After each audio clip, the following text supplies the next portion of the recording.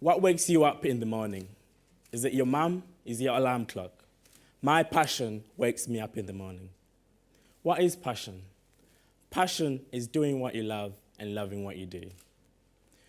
When you don't need an alarm clock to wake you up in the morning, that's when you know you're on the road to success. What is success? Success is doing what you love and loving what you do.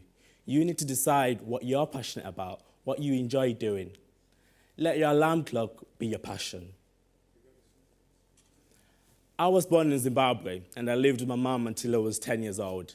And then she moved to the UK to find work. So I had to stay in Zimbabwe, and I went to a boarding school to do my primary education. And over the holidays, I used to visit my grandfather. They looked after me in Zimbabwe. And my grandfather had his own business. So I used to go around over the holidays, finding out what he's up to, how he runs his business.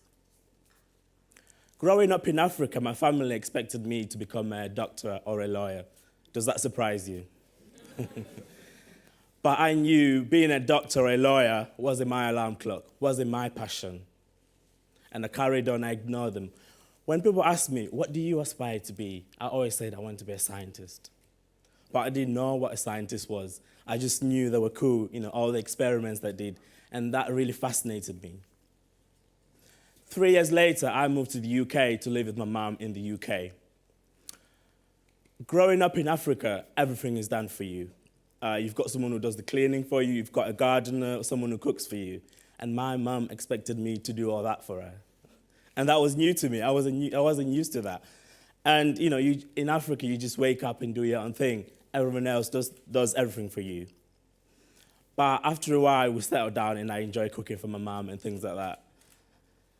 When I was growing up, she persuaded me to become a physiotherapist. Coming from Zimbabwe, I didn't know what a physiotherapist was. And, I was just thinking it could have been anything. But I knew being a physiotherapist wasn't for me. Being a physiotherapist wasn't my alarm clock. 3 years later, I went to take on my GCSEs. So I did the core subjects, including business, IT, and RE. I was really bad at maths. I hated maths. One day I went to my head teacher and said, would you be able to get rid of maths lessons and put more business? And you know what the answer was that. She said no. But when I did my last exam was maths. And I started to panic. I was thinking my future is ruined. I was thinking, what am I going to do with my future? I thought I failed all my GCSEs. So I started thinking, what else is out there for me? I knew there was an opportunity out there for me. So what I went on to do, I started looking for part-time jobs. I handed in more than 40 CVs to find a part-time job. No one got back to me. So I started thinking, my future is ruined. So one day I decided to go to Leeds University and research what requirements I needed to do for my business management degree. So I got approached by the accommodation officer at Leeds University. So he asked how my day was, and I said my day was really good, thanks. And then I asked how his day was. And he was having problems with the current cleaning company. And I was thinking to myself, there's a problem there, and I'm going to turn that into an opportunity. So I was thinking to myself, you know what? I'm going to create my own opportunity from this. So I say to the accommodation officer, why don't you try me out? I'll do the cleaning for you for the properties that you're on.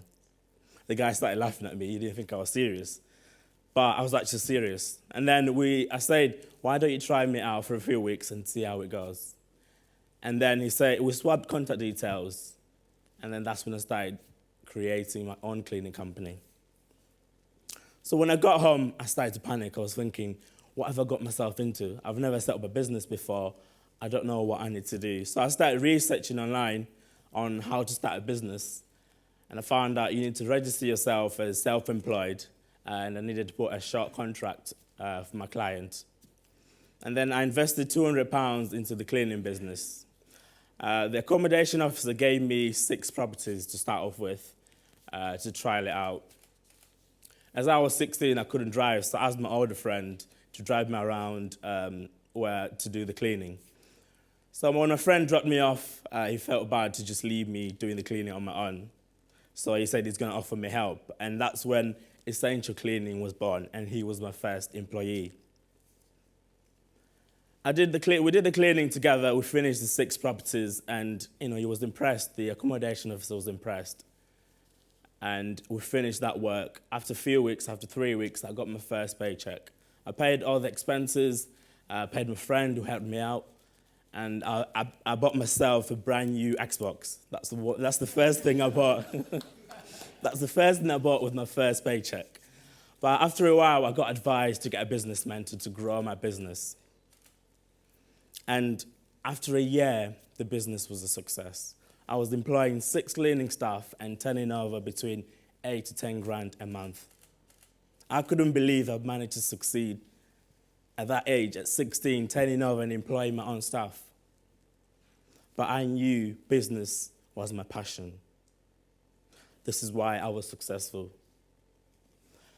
After a year, I got bored. I got bored of cleaning, so I wanted to move on to bigger challenges, bigger opportunities. So I sold the business so I can move on and do other businesses. I was approached by a charity called Lona Young Foundation. They had me in the newspaper about my success story. So they wanted me to lead a team of 5 young people to set up a new fair trade business. So we developed our own brand of fair trade products, ranging from rice, coffee, and tea. So I was the managing director of the fair trade business for 2 years, leading a team of 5 young people who were setting up the business. And then after 2 years, I got bored again, and I wanted a new challenge. That's when I had a lot of young people coming up to me and saying, "How have you managed to start a successful business at a young age?" And that motivated me to launch my own social enterprise charity. My social enterprise is called Bright Futures Enterprise. BFE runs enterprise events. We're on a mission to inspire young people to become successful. A lot of young people have got good aspirations and good ideas, but what's lacking is self-belief. You need to believe in yourself, believe in your ideas, and everyone else will follow. So, what is your passion? What is your alarm clock? My passion is business. Passion is doing what you love and loving what you do. You need to decide what you want to do with your future. Let your passion be your alarm clock. Thank you.